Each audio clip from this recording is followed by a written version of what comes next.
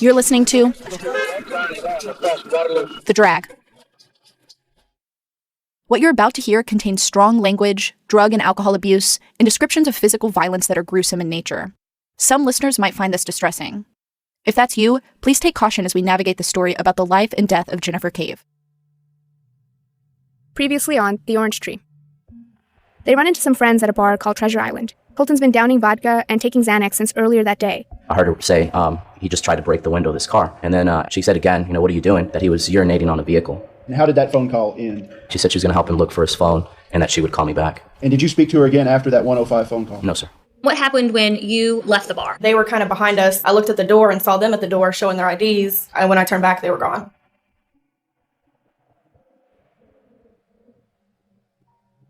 Yellow police tape wraps around a street-facing corner of the Orange Tree Condos. Neighbors watch as police officers and detectives stream in and out of the complex that's a few blocks from the University of Texas at Austin. News vans line West Campus, and reporters set up their camera to interview students and parents about how they feel. Yesterday, a body was found in Unit 88 of the Orange Tree, and police have yet to make an arrest. The 911 call Thursday night brought police to West Campus, and with the officers came a new sense of uncertainty for area residents. In Colton Pitonyak's hometown of Little Rock, Arkansas, his friend Allie Jones gets a call. The person on the other line is frantic. Allie doesn't understand what's going on. I remember the phone ringing. It was a landline. I was sitting in the kitchen, my mother picking up the phone, and I just remember her face. And I remember seeing her literally, she dropped to the floor and started hysterically crying and totally dropped the phone and was, just burst into tears, and she could barely even speak. And I was so confused. I did not even know what to think. It was just so, all of it was so bizarre. But automatically, my mother, she automatically was like, oh my God, Colton's dead. We automatically knew there was more to this story. A few days pass, and the media reports that the body isn't Colton's. He's alive. In fact, he's the only suspect police are looking for, and he's missing. On Monday, Austin police released Colton Pitonyak's arrest warrant, and they're charging him with intentional murder. This was acquaintance on acquaintance. We now know that the last call that Jennifer Cave made from her cell phone was to a friend at 1:05 a.m. Thursday. She was concerned about Pitonyak's behavior. During the call, she told her friend that Colton Pitonyak was very upset after losing his cell phone. The next day, Cave's parents called police because she didn't show up to her new job. I'm Haley Butler. And I'm Tanu Thomas. This is the third episode of The Orange Tree.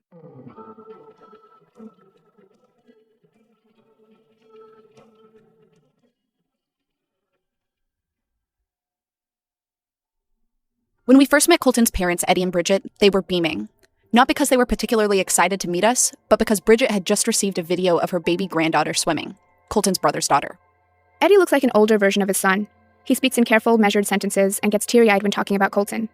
He wore a billowy Western shirt tucked neatly into a Texas-sized buckle. He was prepared for us, even brought notes to our interview that he referred to the whole time. Bridget also had notes. They were written out on an iPad, but she barely looked at them and was quick to answer any questions about Colton. Neither she nor Eddie had ever talked to the media. They ducked past reporters during the trials and have since turned down all interview requests. Until now. We got the feeling that Bridget has been waiting years to talk about her son. Well, he started talking way before he walked, and he was always just very verbal and always wanted to learn. He read at age 3, and part of that is because when his brother Dustin would go to kindergarten and would come home, Colton would be like, teach me everything you learned this day. And he did, and so, in fact, we didn't even know he was reading. My mother came, and he was reading her little book, and I thought he had memorized it. And so she said, I think he's reading. Eddie runs a farm equipment manufacturing company. When his boys were little, he inherited his family's farm. And while living there, Colton developed a love for animals. Colton's very allergic to cats, and he would just want to carry them around. And we have a picture of him where his eyes are swollen, so almost shut, but he's got that cat, carrying it around. So, he just, that's kind of Colton in a nutshell. Eddie took his sons, Colton and Dustin, on hunting and fishing trips growing up.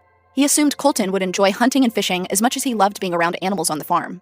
Dustin did, but Colton, not so much. He went. He went duck hunting and deer hunting with us, but that's not his thing.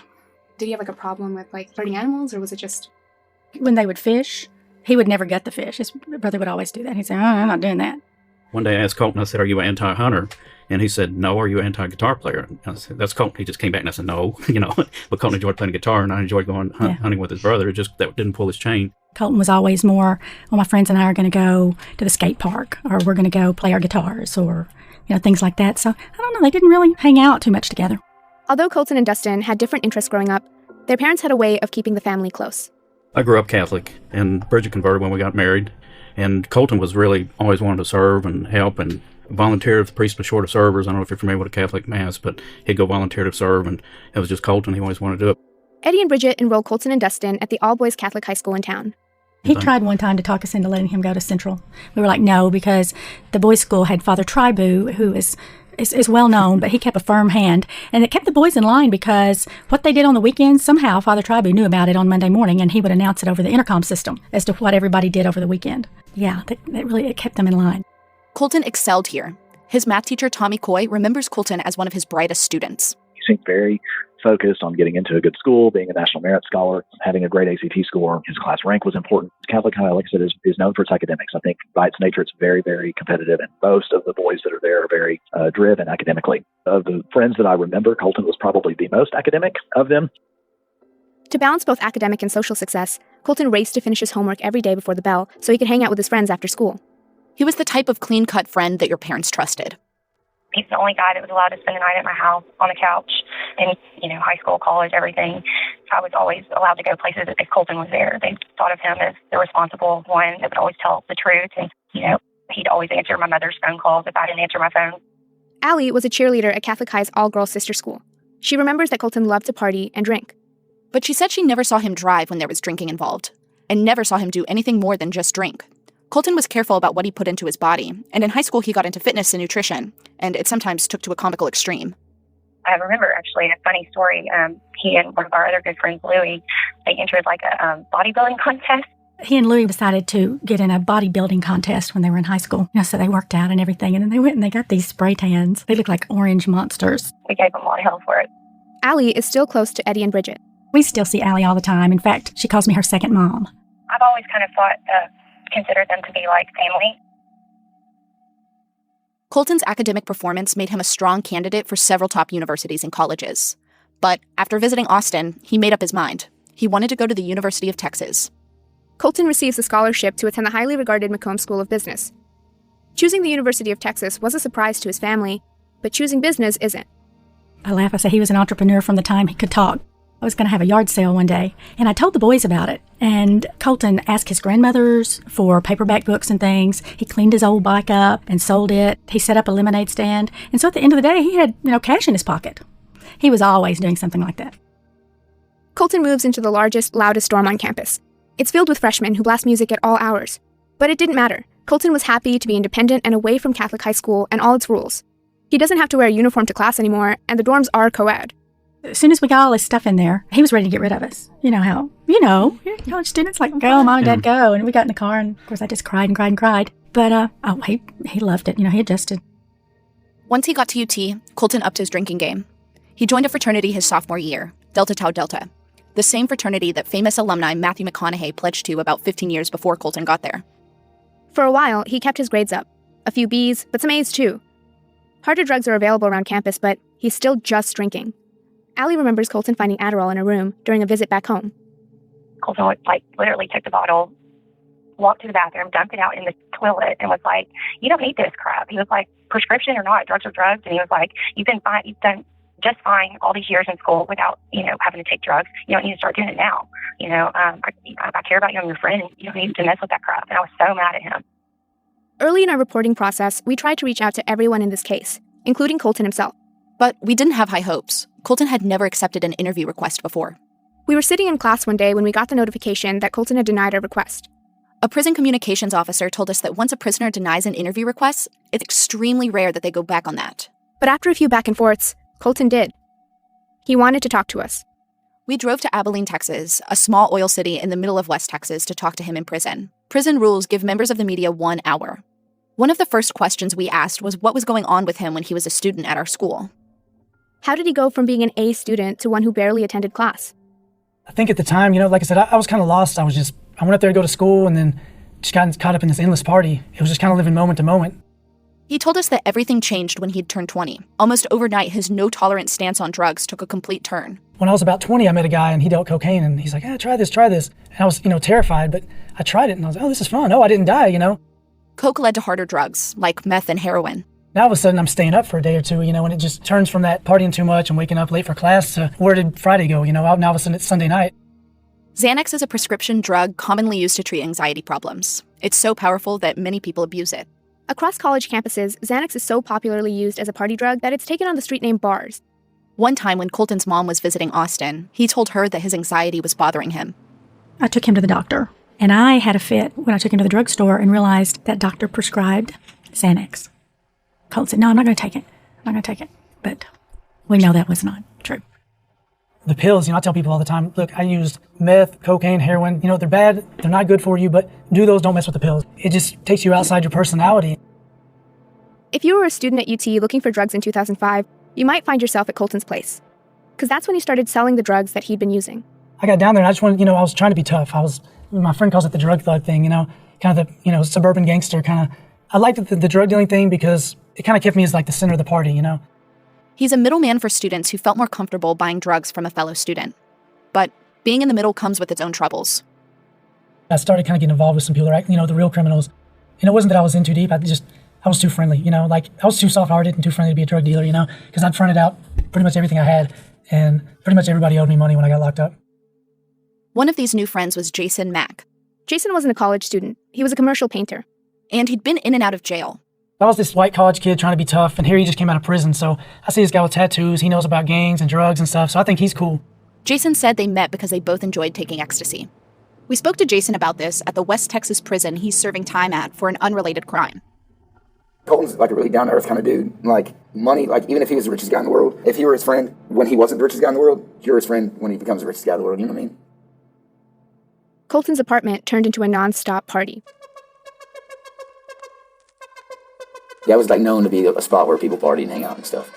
When it started, it wasn't like, I'm going to throw a party. It would just become a party. He would give away a lot of drugs, and that's going to get college kids there. Ecstasy and music and pretty girls are going to come. People are going to come. The more girls there are, the more guys are going to come. The more girls are going to come. People are going to come. If you were looking for it, Colton knew where to get it. Colton had few friends he could really rely on at the time. Most of the people around him were there because of his drugs. This is what Jason had to say about it. When I would come over there and hang, it would be cool. He could go to sleep, and I'd be like, I got you, bro. Go to sleep. You know what I'm saying? Everything's going to be cool. I'm not going to let these crazy people take over your house while you're asleep. Because people come in and, some of those guys would come in and steal from him while he was, passed out because they know where his key was or something like that. And they would just, steal stuff out of his place while he's asleep. Jennifer was one of the few who cared about Colton beyond his drugs. Drugs were a big part of their friendship. He recalled times that they'd get high at his place and they'd role-play as animals. Him a lion and her a frog. He even had a nickname for her, J. Ribbit. But after a while, Jennifer took a step back from doing so many drugs. In the spring and summer of 2005, she cleaned up, staying away from Colton and all of his drug habits. But Jason Mack remembers the one time she came back, a time when Colton was especially struggling. He was on heroin at a friend's place, and Jennifer came by. When she saw him, she tried to talk him down. She was telling him, dude, what are you doing? You got to pull it together. And he was upset, you know what I mean? Because he was really embarrassed. And when she left, he said it. He's like, man, dude, I'm tripping. I gotta get it together, dude. I'm gonna flunk out of school. I'm here on a scholarship. What am I doing? During that same time, someone else cared deeply for Colton. University of Texas student Laura Hall was head over heels for him. She ran errands for Colton, hung around his place whenever she could, and took every opportunity to be around him. Colton said he didn't mind the attention at the time. I mean, she was nice. We got along, We were friendly, and like I said, it was kind of I was kind of an asshole at the time, and, it's hey, I got somebody I can call for a late-night booty call or something like that, And it's not that, I just absolutely disliked her or something like that. At the time, it was just yeah, she's kind of nice, somebody to hang out with late. Laura was a government major who aspired to be a lawyer. She worked part-time at an Austin law firm. She loved to swim and was a member of UT's rowing team. She's a slender, dark-haired girl with piercing eyes. Before UT, she went to a private school in East Texas, where she was a good student and a passionate member of the debate team. Laura's a hard person to figure out. She was smart but reckless. Friends say she didn't like to be alone, and she had a fiery personality. Yeah, I mean, when I first met her, she was dating a guy or hooking up with him. The one I met her through, I actually walked up on his apartment while she was outside burning some of his clothes. So I was like, who's the crazy chick over here? Pretty much, I think anybody you talked to that knew her, there was these emotional swings and kind of, it just, she was kind of crazy, it's not really the only way to put it. Laura saw Colton as a handsome, dark-haired guy who was popular with women. He wore leather jackets and he hosted parties at his place. When he spent time with her, she felt like she was on top of the world. On August 16th, Colton's car had been impounded. Laura was the one that offered to drive him to get his car. After getting his car, Colton told Laura that he'd call her when he got back home and make plans to hang out later that night. But he never did call. At his trial, Colton testified about what he remembers of that next day. This is what he said. During the early morning hours of August 17th, Colton calls Laura to come over and hang out. He's hungover and stumbles to the bathroom. And that's where he finds the body of Jennifer Cave. He says he doesn't know how her body got there. He calls Laura back, urging her not to come over. She goes over anyway. When Laura gets to his apartment, he's panicking and trying to figure out what to do. They don't call 911. Then, instead of trying to figure out what happened the night before, Colton copes by continuing to take pills and drink, getting further away from reality and creating even more holes in his memory. He explains that this is the reason for his blurred recollection of that day. But he remembers some things, like getting into Laura's car that night. I mean, I hate just deferring off, but I was just kind of along for the ride, I stayed with that bottle in my mouth and I was really just spouting nonsense, I think I remember, like, we should go here, we should go here. She's like, no, we gotta go to Mexico. As Colton and Laura near the Mexican border, they see flashing police lights in the rearview mirror. But the officer doesn't pull them over on suspicion of murder. Instead, Laura gets a speeding ticket, and the two are getting closer to the U.S. border town of Del Rio, 4 hours away from the crime scene. When we started this podcast, we had a lot of questions, and not just about the case. Getting a podcast to listeners like you isn't all that easy, but it can be with Anchor. Anchor makes podcasting easy, and I know what you're thinking, so I'll stop right here and say it's free, like really, really free. For a student podcaster like I was, that's a pretty good deal. If you don't believe me, download the Anchor app for free or go to anchor.fm and you'll see what I mean. You'll find tons of tools that'll help you with everything from recording and editing your podcast, all the way to actually making some money for all your hard work. Oh, and Anchor doesn't require a minimum number of listeners on your episodes for the money to start rolling in. So visit anchor.fm today or get the Anchor app to see what I mean. From Campside Media, Chameleon's new second season, High Rollers, tells the seedy story of Operation Botox, an FBI undercover investigation designed to catch money launderers. This mind-blowing heist involves all the classic Las Vegas highs and lows, a reported love triangle, parties, strippers, and millions of dollars. It's exactly like you see in the movies, except this actually happened. It's an investigative thriller that challenges listeners to consider and question the enormous unchecked powers of the FBI and federal agents' decisions to investigate unsuspecting Americans. High Rollers launches on June 15th, wherever you get your podcasts. Laura keeps a cool head. She drives them into Mexico and gets a hotel. She's trying to keep Colton's anxiety at bay. I remember very, very little from that time, just as far as I know. I remember just kind of, like freaking out and crying a lot. At the hotel, Colton insists on keeping the curtains drawn, but he won't stop peeking through them. He's paranoid and believes someone will surely come banging on the door at any moment.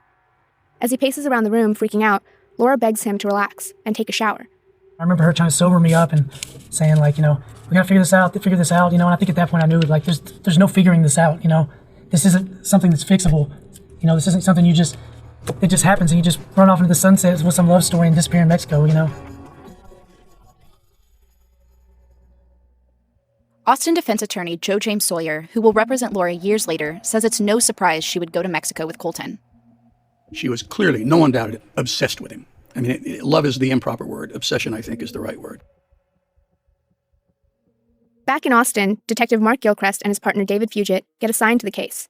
I've been with the police department for 25 years now, and I'm currently in my 16th year in the homicide unit. Detective Fugit looks and dresses like a detective you'd see on a crime TV show.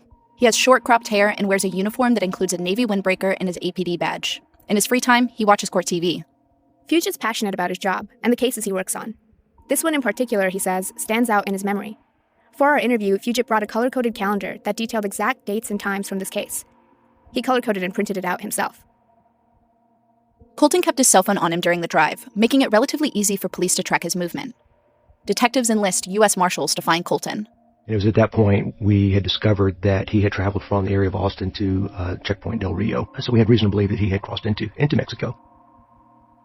Detectives still don't know exactly where he is in Mexico or how he got there. Colton's white Toyota Avalon is still at the Orange Tree parking garage.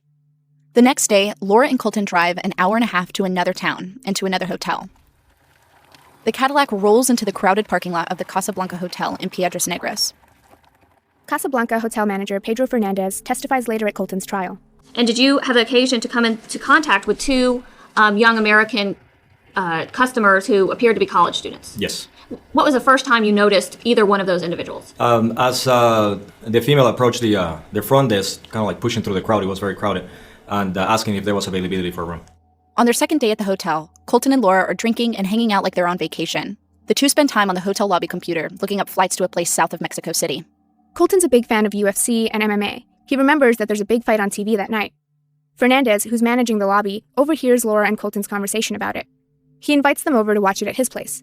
We just kept talking about it, and he seemed very interested on it, and they didn't seem like bad people to me. I went ahead and invited them over to watch it with me. At Fernandez's home, they're all drinking. As usual, Colton's had a big head start. He asks Fernandez about selling Laura's Cadillac because they're running out of money, but Laura doesn't have the car's title.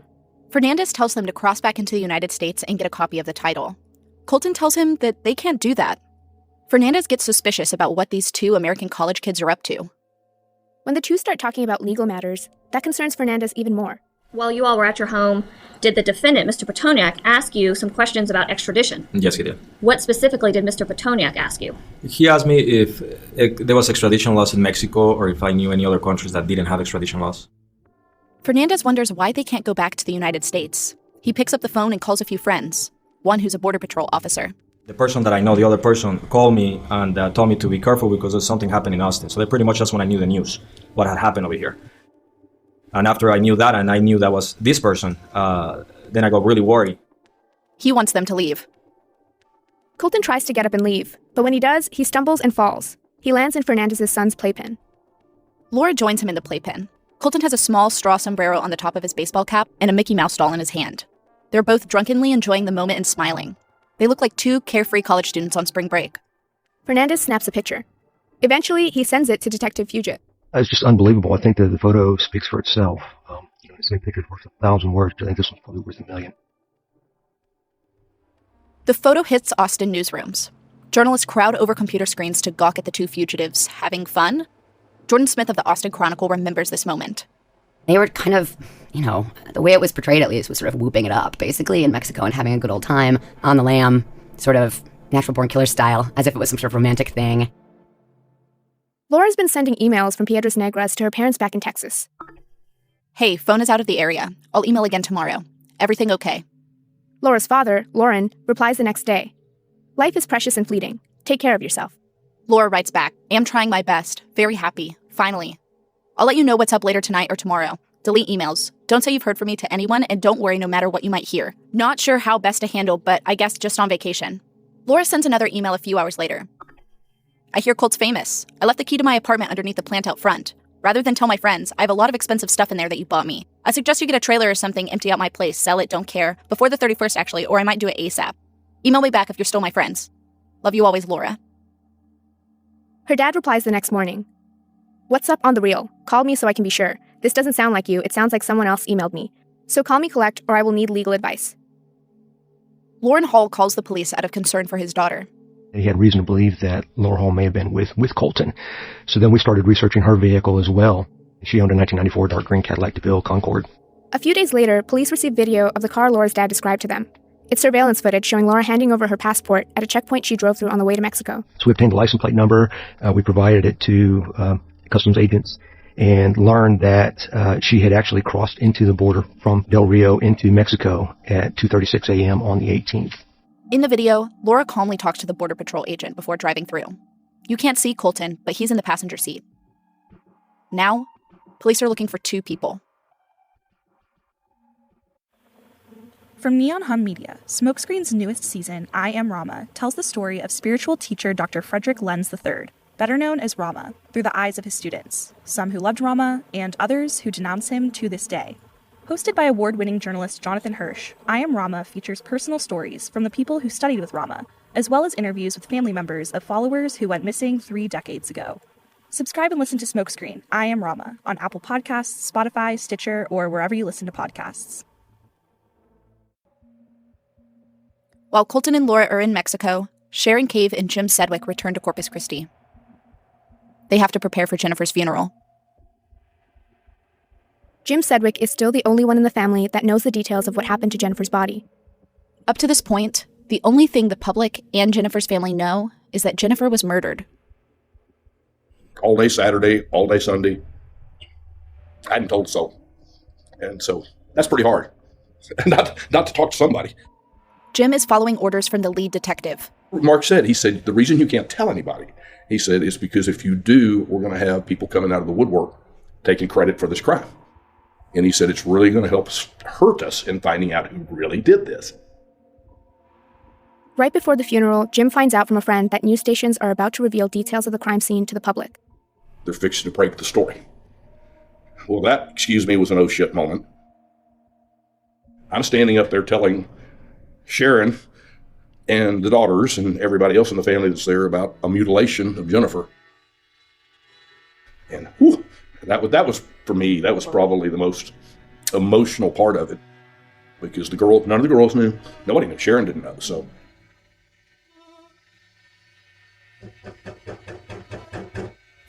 I don't really remember anybody knocking on the door, but I remember machine guns and people coming in and just freaking out because, I'm lucky they didn't shoot me, and I was just like, go with them, cooperate. I remember seeing the lights when they drove to the border and passed me over.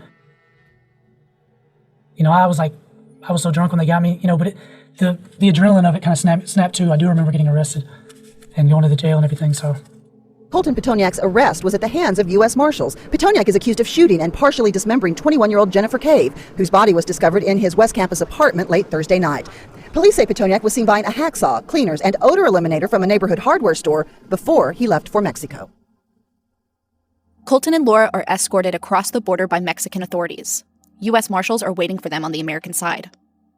In Austin, 6 days after Colton and Laura cross the border into Mexico, people finally get to see the man police suspect of committing this horrible crime. He's wearing a plain green t-shirt, oversized khaki shorts, and big white sneakers. His hair is a mess and he's unshaven. He doesn't look as scary as he looks defeated and disheveled. Laura and Colton are separated and interrogated. Colton asks for a lawyer and doesn't say much else. Officers only have an arrest warrant for Colton, so they let Laura go. The reason we did not arrest her is because we were conducting an investigation to determine the extent to which she had knowledge about what had transpired and to determine the extent to which she had assisted or aided the suspect in his escape. Colton had not reached out to his parents while in Mexico like Laura had. All his parents know was that Jennifer Cave's body was found in his apartment and that their son was nowhere to be found. Once in custody, Colton finally calls them. What was that conversation? Very short. Mom, Dad, I've been arrested and I'm sorry. I love you. I'm sorry. And that was pretty much it, wasn't it? But then, later that night, Bridget gets another call. Yeah, she was real friendly. Hello, Mrs. Pitonyak. This is Laura Hall. I've been with Colton in Mexico, something like that. And then I just wanted to call and see if you knew he'd been arrested. And I said, it was like 5 a.m. And I said, yeah, we know that. And then I just, I was so shocked by that, I just kind of hung up. Laura also calls a friend named Saeed Aziz and confides in him about her last 6 days. Aziz says Laura Hall told him she would tell police that she just thought they, meaning she and Pitonyak, were on vacation and that she would be okay. When Aziz called Pitonyak an axe murderer and questioned Hall about why she was helping him, she said that Aziz should not be judging Colton and, quote, it was an accident. Hall allegedly goes on to say there's a big difference between manslaughter and first-degree murder, and if I help him, he might walk. Aziz then asked Hall why she would help someone who's accused of killing a girl much like herself, and she responded by saying that she loved him and, quote, that's just how I roll. She talks to him 3 times that day and tells him she's been, quote, all up in the shit since 2 hours after it started. She also says she's going to tell police that she thought they were just on vacation. As Colton awaits his fate, Laura returns to Austin. She hangs out with a few friends and even tries to go to a concert downtown that very night to see the band OK Go. But the show sold out. While her friends are at the concert, Laura walks into a tattoo parlor. When she walks out, there's fresh ink on her ankle. In purple and yellow curly font, it says, Colton.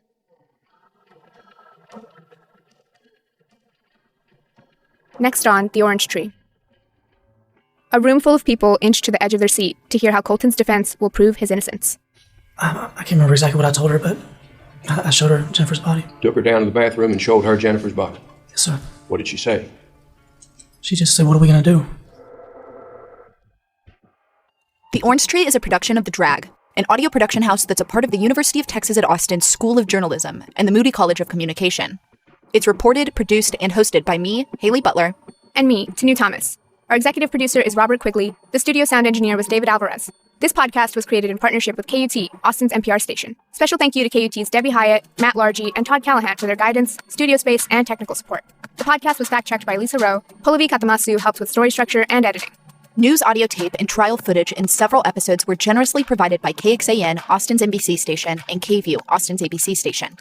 Christian McDonald is the Drag's technical director. Maddie Thomason designed the podcast artwork. Sabrina LaBeouf led our marketing and PR efforts, working with the Moody College and KUT. Special thanks to Kathleen McElroy, Alexis Chavez, Kelsey Whipple, Claire Boyle, and David J. Neff for their guidance and support. The Drag is made possible thanks to the Dallas Morning News Innovation Endowment and by individual donations. Since the Drag is part of the Moody College at UT, we've had the help of several students who serve as associate producers for this podcast. They include Sydney Jones, Simone Puglia, Candace Baker, Tuesday Dermagosian, Reagan Ritterbush, Alistair Talbot, Riley Miller, Meredith Palmer, Khadija Bogday, Maya Fawaz, and Michaela Mondragon. For the full list of students and others who helped with this podcast, and for more details on the Orange Tree, check out our website, thedragaudio.com. While you're there, click on the donate button to support this podcast and the work of student journalists. The Drag is a nonprofit organization, so we really appreciate your help. Also, please consider supporting KUT or your local NPR station. Want a break from true crime? Join us on Story Submarine, a new podcast from The Drag, where children's books are transformed into audio adventures. Experience the savannas of Africa, the coast of Puerto Rico, and more, all from the comfort of your home. Finally, a podcast your kids will love. Find Story Submarine on Apple Podcasts, Spotify, or wherever you listen to podcasts.